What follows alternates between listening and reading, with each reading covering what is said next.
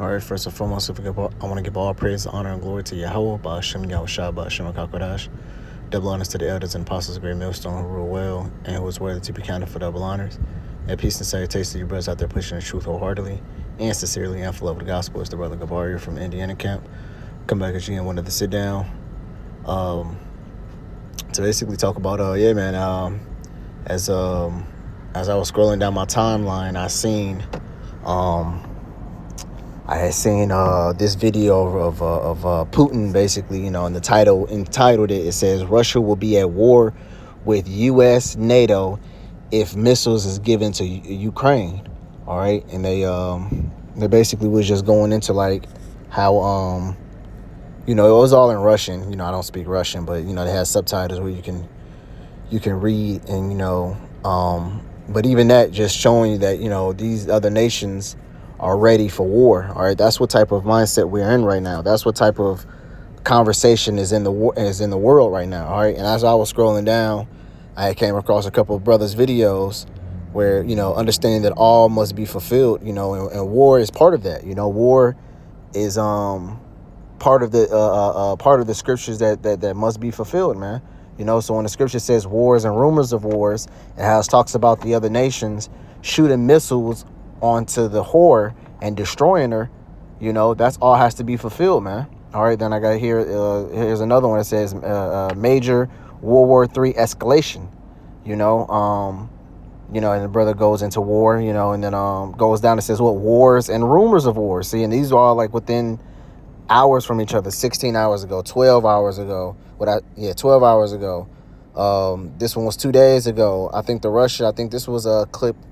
I don't want to play it because I don't want to get copyrighted, but I think this was a clip probably either today or later on this week, which we're already in Thursday, so not too far in the week already, but yeah, man, basically the spirit just hit on me. He's like, yeah, hey, war is always a good topic to go into, because those videos that you've seen and what I just showed you, man, war is on the loom. It's on the horizon. All right. And the scriptures already talks about in the book of Revelations. Revelations is the last book of the Bible, which word Revelations means to reveal. All right. To meaning back. And Valations goes into the word veil, which means, and when you have a veil, that means you're covering something. So you're basically revealing a lot that's going to happen. All right. And what's one thing that Revelation talks about? All right. This is Revelations chapter 11, verse 14. I'm going to start from 9 and 12, and then I'm going to get 11, 14. It says, one woe is past, and behold, there come two woes more hereafter. All right, and those woes is talking about what? Woes is destruction, and what does war bring, man? War brings massive destruction, man. It brings massive killing. All right, so it says one is past, and behold, there are two more come hereafter, man. So there's going to be two more woes. So one is past, and what's that one? That one is going to be what? World War One.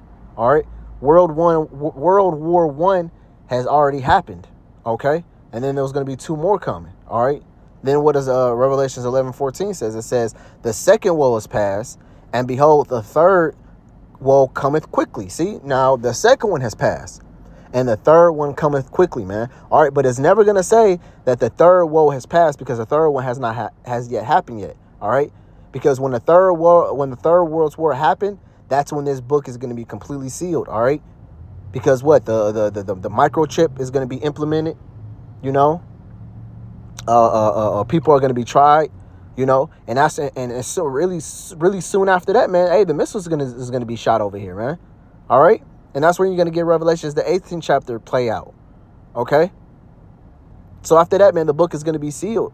All right. I mean, when I say sealed, I mean basically completed. All right. After that, then guess what? It's salvation comes. Okay. There's not going to be no more heathens ruling over us. There's not going to be no more affliction upon the Israelites, starting with the elect. All right. I just quoted Revelations 18. We're gonna see what that book is. We're gonna see what that's talking about. This is Revelations 18:3. It says, all the nations have drunk of the wine of the wrath of her fornication, and the kings of the earth have committed fornication with her, and the merchants of the earth are waxed rich through her abundance of her for her delicacies. And I have heard another voice from heaven saying, come out of her, my people, that ye be not partaker of her sins, and that ye receive not of her plagues. And what's her plagues, man? What is destruction?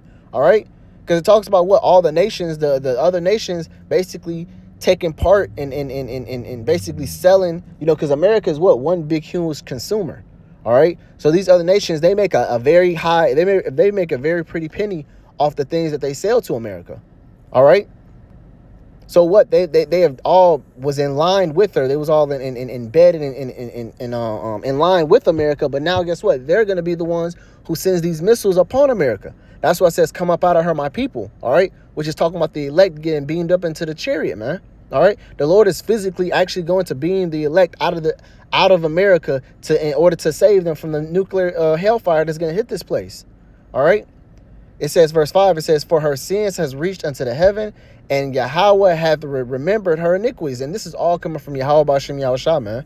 All right. He's going to be the one who's going to send the missiles, and he's going to be the one who's going to guide those missiles to hit this place. All right. Yeah, it's going to be by the hands of the other nations, but the Lord is going to endow his spirit upon those missiles to actually accomplish what they were sent forth to do, man. All right. That's why you read in the book of Isaiah, it says what? I create the smith, you know, that blow up the coals to, you know, to bring forth the instrument of war. So roughly paraphrasing, man. So it's the Lord who did that, man.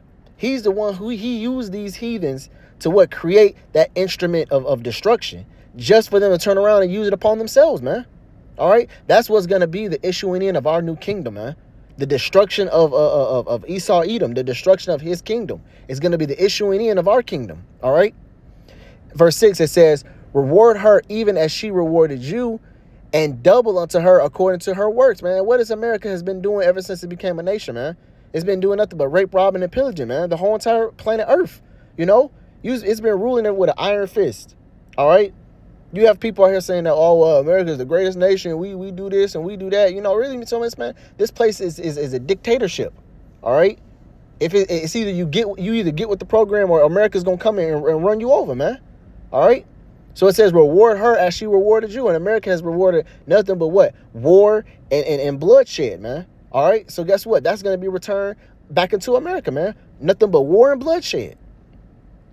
It says, in the cup which she hath filled to her double. It says, how much she hath glorified herself and lived deliciously, so much torment and sorrow give her.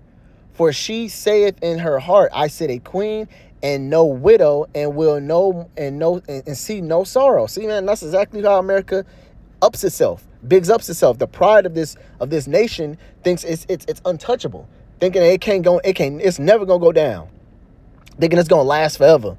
You know, a person who says, "What I sit a queen, I'm no widow, nor it says, and I shall never see sorrow." Basically, think you're never gonna be losing. You're never gonna lose. You're never gonna know how to feel to be dethroned or loosed. You know, you're never gonna know how it feels to be overtaken. All right, that's the way Esau Edom thinks. That's the way the so-called white man has in his mind, thinking that he's just gonna be that forever. You know, even these peon Americans think that, man. You know, oh, we're the greatest nation. People debating about what politics is and what a political party is better suited for the White House and this and that. It's all the same. It's all the same, man. It doesn't matter if you're a Republican or you're a Democrat, man. They're gonna put in there whoever they want to put in there, and they're gonna accomplish whatever they want to accomplish. You really think the elites? You really think the people who run this country is really leaving it into the hands of an average Joe to pick their leader for the nation? Come on, man. Nah, not even. And you can believe that lie all you want to. You can sit here and gas up yourself all you want to, man. You can really fabricate that lie in your mind as much as you want to. They're not going to leave the head of a nation, a complete country, in the hands of the people.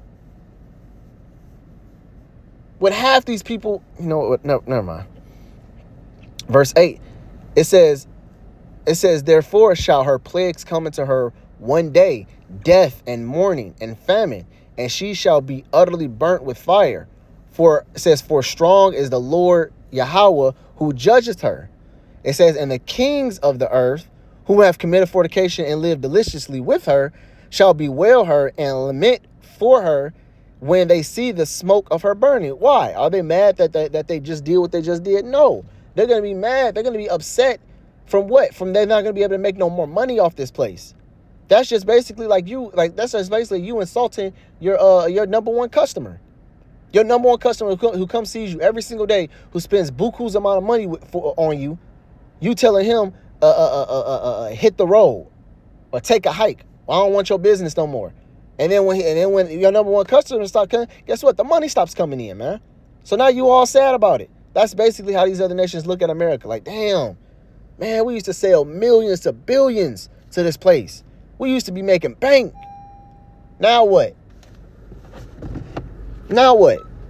Now what? They're going to see the smoke of her burning. They're going to see the massive amount of death. And guess what? They're not going to see that big paycheck hit no more, man. Verse 10, it says, standing afar off for her fear of her torments, saying, alas, alas, that great city Babylon, the mighty city, for in 1 hour is thy judgment come.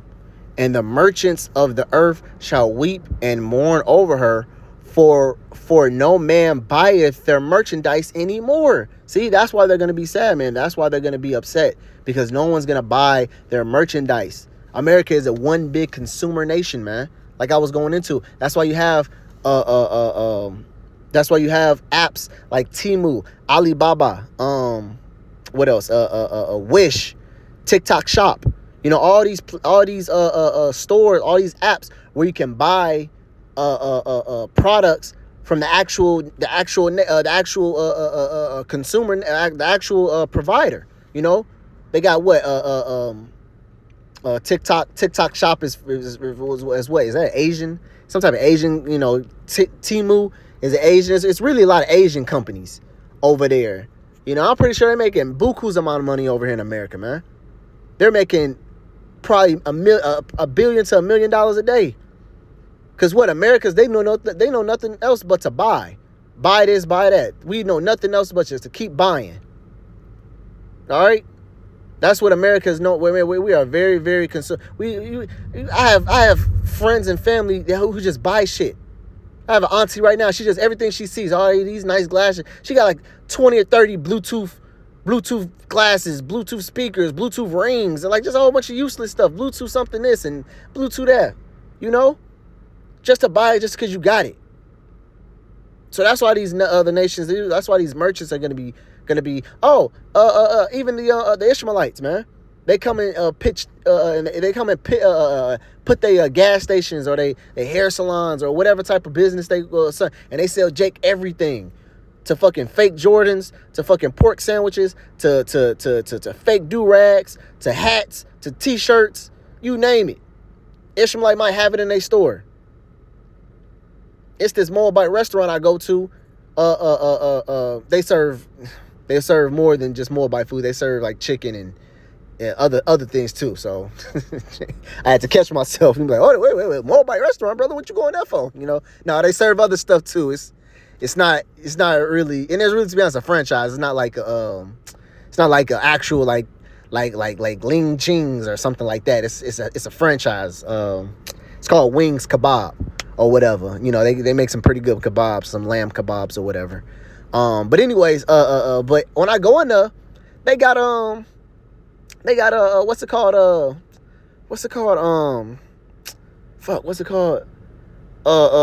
They got all types of stuff in there, man. They got like to little devices and you know, stuff, and it's like arbitrary stuff. It's stuff that don't even make sense. They got like fucking wigs. They got little devices they got baby monitors. I didn't even think they even selling a grill in there, and they put a price on everything. You'd be like, God damn, it's the most unorganized store you ever think. You think you come in to buy food, they selling you other little things. Oh yeah, you can buy this. This is a gaming system that costs $20. You know, it got 200 games on it. You know, and I'm like, well, goddamn, like what's that got to do with food? You think you go to a restaurant, they might sell you like maybe the sauces that they use or the seasonings that they use, but no, they selling fucking fucking phone cases and chargers and fucking Bluetooth speakers and shit. Like, god damn, like, you know, it's just because what they look at this place, say, hey, listen, if you can sell it, Americans will buy it. You know. Yeah, that's pretty much it on that. I'm gonna end it at that, man. Yeah, so yeah, man. Hey, like you know, like the videos I just showed you and then the scripture I just brought out. Hey, man, this matter of fact, that's another one I want to put too.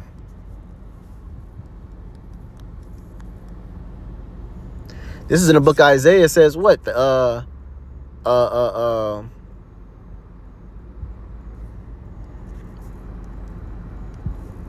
It says the Arabian shall not more pitch tent. This is Isaiah chapter 13, verse 20. It says, it shall, I'm going to start from 18. It says, their bows also shall dash the young man to pieces, and they shall not have pity on the fruit of the womb. It says, their eyes shall not spare children, and Babylon, the glory of kingdoms, the beauty of the Chaldeans, excellency, shall be as the God, as Yahweh overthrew Sodom and Gomorrah. That's how great the destruction is going to be. It's going to be like, it's going to surpass that. When the Lord destroys Sodom and Gomorrah, this destruction is going to surpass that. Where, guess what? With these other nations, they're not going to think about the pregnant women. They're not even going to think about the silver and gold that's over here. They're not going to think about all the goodly stuff that they come in can pillage over here. They're not going to care about all none of that stuff, man. They gonna want to. The only thing that's going to be set on their heart is to destroy this place. That's what's going to be set in their heart. That's what's going to be set on their mind. That's what their mind is going to be fixated on, man. Pressing the button to launch the missiles over here to destroy this place. It says, verse 20. It says, it shall never be inhabited, neither shall it be neither shall it it shall never be inhabited, neither shall it be dwelled from generation to generation. Neither shall the Arabian pitch tent there, neither shall the shepherd make their fold there. See, so the Arabian is what? Pitching tent is what? Set up his market, set up in his place of business. It's not gonna be inhabited no more, man. The only thing that's gonna be here is what? Verse 21. But wild beasts of the desert shall lie there, and their houses shall be full of doleful creatures. The owls shall dwell there, and the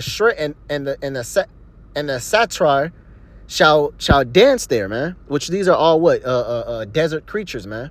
You know, creatures that dwell in sand, that dwells in the desert. You know, that's what type of animals is gonna live over here, man. You know, snakes and what is it? Chameleons and dragons and shit like that. You know, they said like the owl. You know, and the what is this? Not Shaggy, the hairy. So a type of goat. You know, animals, doleful animals is gonna live over here, man. All right, they ain't nobody gonna be able to come over here and build this place back up, man. All right, and it's gonna be like that forever. So that's all I had. Lord willing, hope this video was edifying for you brothers out there. Like I said, man, hey, war is looming around, man, and it's very, very close. And we need to get, and how do we prepare? We get by getting closer to Yahweh Shem Yahshua as much as possible. All right. Scripture says what? Kiss the son, lest he be angry. All right. So we should try to get on the Lord's good side at this point. All right. That's how we prepare ourselves. That's how we get ready for the unbecoming doom that's coming to this place. All right. And with that, shalom.